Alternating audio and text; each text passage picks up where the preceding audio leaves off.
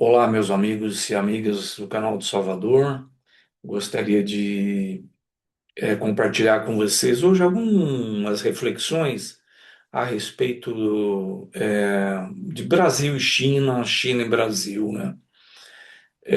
Gostaria de começar falando um pouquinho sobre o crescimento brasileiro na década de 60, e para isso eu vou compartilhar com vocês aqui alguns números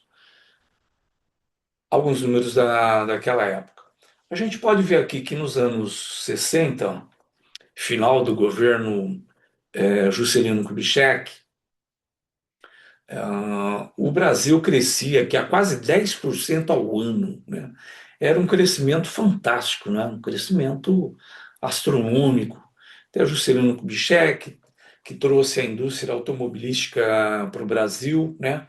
O Brasil era um país muito tava, a industrialização do Brasil estava crescendo muito, né? Começou lá com Getúlio Vargas, a criação da Petrobras, a siderurgia nacional. Então, na cabeça de Getúlio Vargas, o Brasil, para crescer, precisava ser um país industrial, e o Brasil estava investindo muito nisso. Bom, muito bem. Depois, 61, 63, a gente pode ver aqui um crescimento que caiu pela um pouco mais de 50%, né? Mais ou menos 5,3 em média. E aí a gente tem aqui a eleição de Jânio Quadros, aí a coisa começa a se complicar um pouquinho, né? O fenômeno João Goulart. E depois, 64, início da ditadura civil-militar.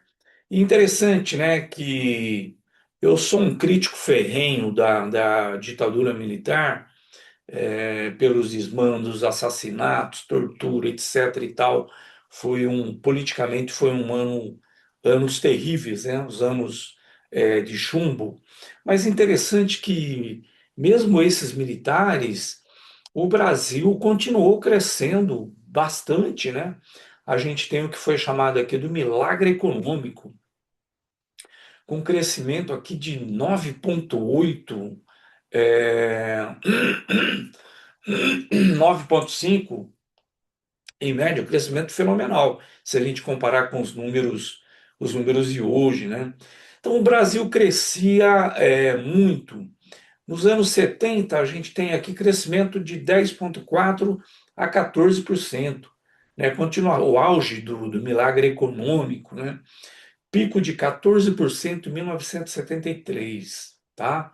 Aí 74 a 79 já temos o impacto aqui do choque do petróleo, e aí meio que as coisas começam a se complicar um pouco para o Brasil, mas ainda assim, ó, crescimento de 4,9 a 9%. O Brasil ainda crescia muito, nos anos 80, 9,2, e assim vai.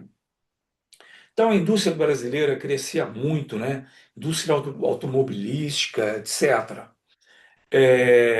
Voltando um pouquinho aqui, então, nos anos 60, o que que a gente tinha? A gente tinha o Brasil. Nessa época, a China era uma economia tímida, era um país atrasado. Nessa época, no Brasil, nós já tínhamos Petrobras, já tínhamos Telebrás, INPE, Instituto Nacional de Pesquisas Espaciais, Embrapa, Empresa Brasileira de Pesquisa Agrícola, e outros órgãos nacionais, né?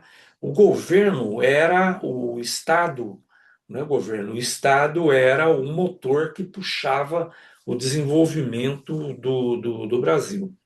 E os militares, eles tinham, me lembro, na escola, se via muito falar dos planos plurianuais, né?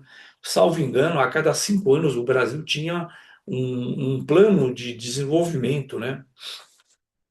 Por exemplo, o Ernesto Geisel, apesar de ser lá um general ditador e assassino, era um general que tinha tinha visão do Brasil, né? Esses homens, eles eram nacionalistas, né? O gás, basicamente ali, ele tem meio que rompe com os Estados Unidos, né? O programa, ele queria desenvolver energia nuclear. Eu acho que os Estados Unidos não queria que o Brasil fosse para esse caminho. E aí ele vai buscar tecnologia nuclear na Alemanha, né? E até agora, essa semana passada, eu estive lá em Angra dos Reis, na usina da eletronuclear, né?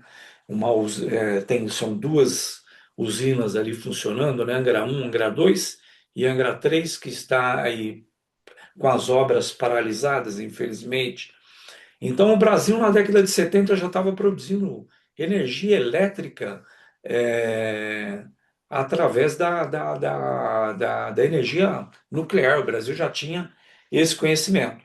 Então, voltando na China. A China veio, aprendeu para ver como é que o Brasil se desenvolvia tanto, né? E o Brasil e a China, então, começou a fazer a lição de casa. E não só a China, a Índia também vinha no Brasil. A Índia aprendeu aqui no Brasil também, né? E aí, meus amigos, o que aconteceu é que a China é o que é, né? A China hoje é uma potência mundial, é uma potência econômica, uma potência militar. E o Brasil, o que que aconteceu com o Brasil, né? Nós ficamos para trás. Eu queria também colocar aqui algumas coisas históricas, né? O 85, aí o governo militar, a ditadura já vai perdendo força. Em 85 tem a primeira eleição indireta, aí entra o Sarney, né? E aí meio que uma continuação daquele povo lá que sustentava a ditadura militar. Mas aí começa uma série de problemas. Uma das coisas que a gente vê é que o Brasil perdeu a visão. O Brasil deixou de ter um programa de desenvolvimento, sabe? É, aí, nesses anos. Em 89, deixa eu ver aqui, em 89 acontece lá o tal do Consenso de Washington, né? Consenso de Washington, Lula disputa essa eleição de 89, não ganhou, né? Trabalhei muito nessa eleição, como militante, perdemos essa eleição, depois perdemos 94, e aí o Consenso de Washington é 89, onde eles definem, Banco Mundial e FMI, definem como é que o mundo deveria ser, né? Então, é interessante a gente ver os Estados Unidos hoje metendo taxa, o tarifaço em todo o mundo, né? Fazendo tudo diferente do que eles pregavam nesse consenso de Washington, né? Mas muitos países da periferia e o Brasil acreditou ingenuamente nesse tal do consenso de Washington, e o Brasil começou a acabar com a industrialização, né?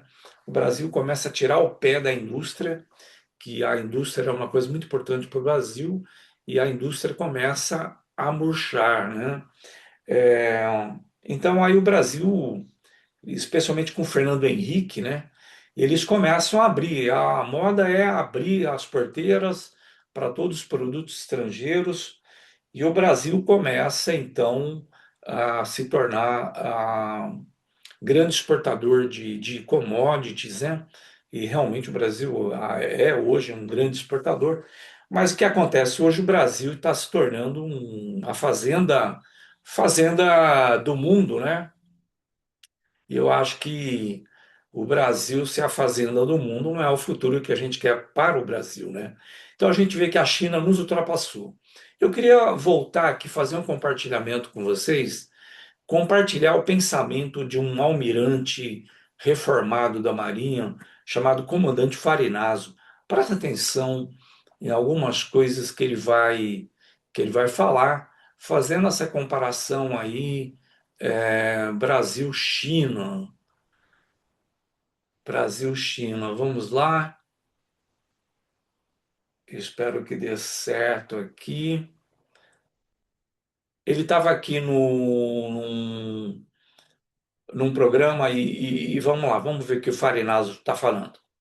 Sistema que favorece. Ó, não dá ideia não, hein?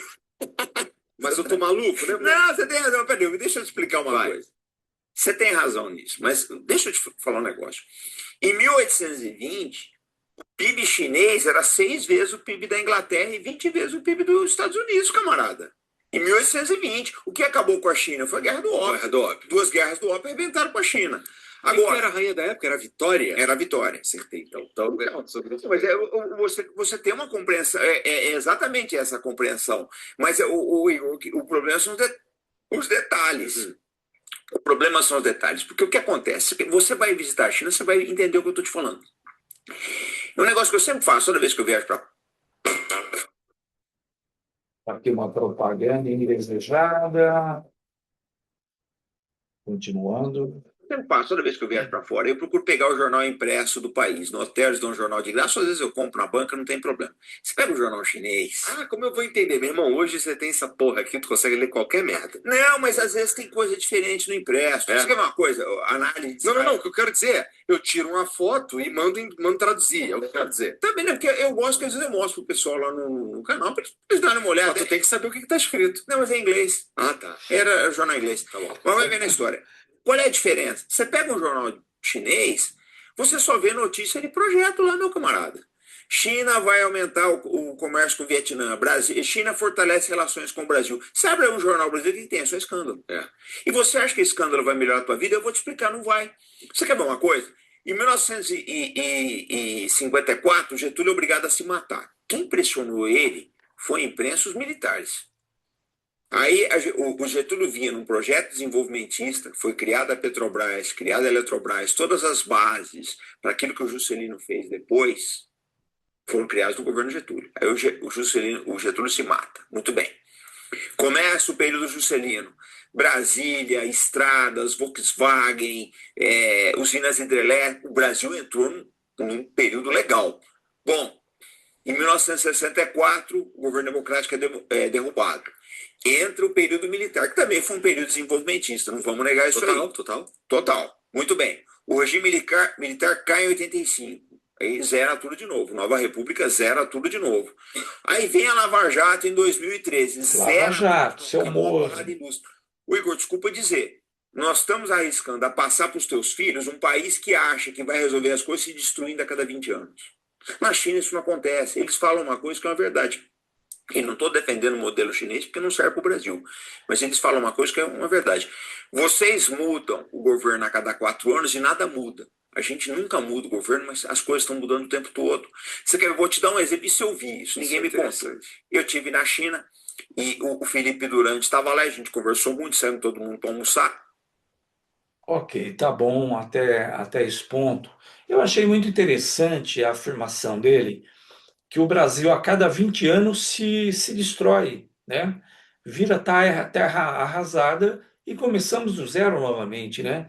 A Lava Jato, a proposta da Lava Jato, teoricamente, era acabar com a corrupção. Vocês acham que se acabou com a corrupção? A impressão que eu tenho é que aumentou muito mais, né? E combater corrupção é como tomar banho. Se toma banho todo dia, né? Então, mas quais os efeitos colaterais da Lava Jato? Se acabou com milhões de empregos, provavelmente no Brasil. Se acabou com a indústria da construção civil, né? E recomeçamos do zero novamente. Agora, uma coisa interessante que eu acho é a falta de um projeto nacional. Mesmo dentro da esquerda, já começamos a discutir isso, precisamos de um projeto nacional. É, a gente vê milhares de jovens hoje deixando o Brasil, procurando outros lugares. Eu tenho familiares que estão fora. Por quê? Porque no Brasil falta bons empregos, né?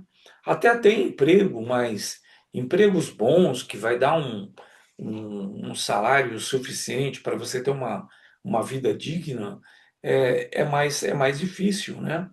E, em geral, quem oferece os melhores salários são as indústrias, né?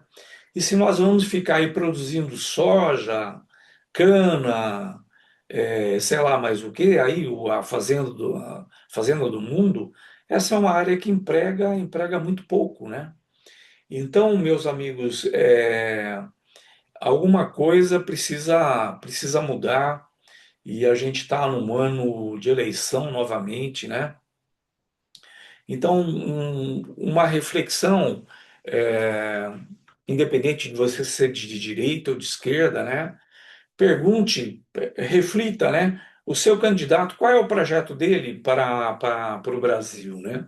O que ele espera? Está esperando construir um país independente, um país soberano, um país que tem um projeto de desenvolvimento, né?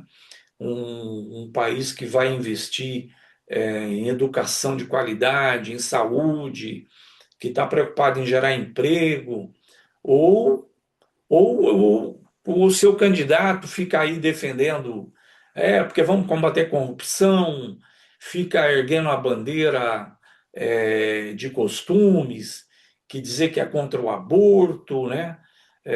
Contra o aborto, eu acho que a maioria dos brasileiros são contra o aborto, né?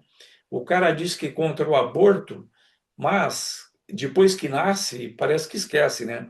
Porque matar pobre, preto e pardo nas periferias é o que faz a maioria das polícias militares no Brasil, né? Então, depois que nasce, não importa mais, essa pessoa não precisa de uma escola boa, de uma oportunidade de trabalho, etc. e tal, né? Então, o que eu sinto, assim, que falta, nós perdemos esse bonde, né? Eu, na década de em 85, 85, 86, 85, 86, eu trabalhava num centro de pesquisa da Telebrás, onde a gente estava desenvolvendo centrais telefônicas eletrônicas, né? Onde você tinha empregos para engenheiros elétricos, analistas de sistemas, técnicos de computação. Então, trabalho de primeira linha, que é interessante a nossa juventude trabalhar, né? E hoje o que nós temos, né? Então, vamos ver aí esses candidatos, aqueles que são privateiros, né? Que defendem, por exemplo, a Petrobras, já entregaram a BR Distribuidora, né? É, já entregaram aí, quem mais? Aí Sabesp, Eletrobras, querem privatizar Banco do Brasil, Caixa Econômica, ou seja, é um pessoal que não tem projeto de país, né? Pensa em privatizar tudo e a privatização deles é no sentido de desculpa o termo, é pesado, mas é de roubar mesmo, né? É doado tudo a preço de banana, né? Então, meus amigos, vamos ponderar, pensar bem, e além de escolher um presidente que vai defender um projeto nacional, esse ano é fundamental nós escolhermos um parlamento que seja comprometido com o projeto nacional, que sejam nacionalistas de verdade, né? Esse negócio de dizer que é Deus, pátria e família, é, mas vai lá lamber os pés dos Estados Unidos, lamber os pés do Trump, se comportar como vira-lata, né? Isso não vai trazer nenhum futuro para o nosso país, né? Sem soberania, sem um sentimento aí da gente querer construir um país soberano, a gente não vai chegar em lugar nenhum, né? E para encerrar, eu queria dizer, você gosta de políticos da direita? Não tem problema, pode votar. A gente tem políticos na direita que, até os militares, eles eram nacionalistas, né? Eles pensavam no país, né? Então, escolha representantes que pensam o país, que pensam o Brasil, que pensam o povo, né? E agora tem um grupo que, sinceramente, vocês precisam pensar muito bem nisso e não dar um voto para essa turma, que é o pessoal da extrema-direita. Esse pessoal realmente é um pessoal que não pensa o país, não pensa no povo, não pensa em nada, são os vira-latas, a maioria deles tudo envolvido com corrupção. Então, meus amigos, olho vivo, olho no lance, como diria Silvio Luiz, e vamos procurar votar direitinho agora em 2026. Forte abraço e até a próxima. Valeu!